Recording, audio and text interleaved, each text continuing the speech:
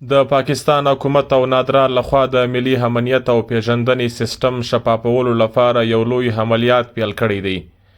د پاکستان حکومت او نادرا په ټول هیواد کې د ملي امنیت پیژندنې سیستم او قومي ریکارډ شفافولو لپاره یو لوی ګرینډ اپریشن اعلان کړی دی. دا عملیات د ټولو پاکستانیانو د کورنیو ریکارډ، پاسپورت او ویزو سخت تفتیش شامل دی. ټولو پاکستانیانو د کورنیو ریکارډ، پاسپورت او ویزو ټول تفصیلي تفتیش کیږي.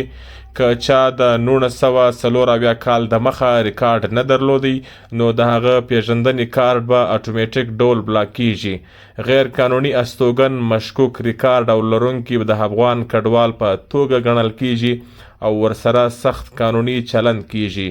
ټولو صوبو سیچوز ادارو ته بشپړه واک ورکړل شوی چې دا میشن شفاف او ژر بشپړه کړي. دا فیصله د قومي امنیت قانون، واکمني او د جعلي پیژندنې سیستم له پاکولو لپاره سوی دی. وګړو ته وایي چې خپل ریکارډ سم کړي او قومي ادارو سره همکاري وکړي.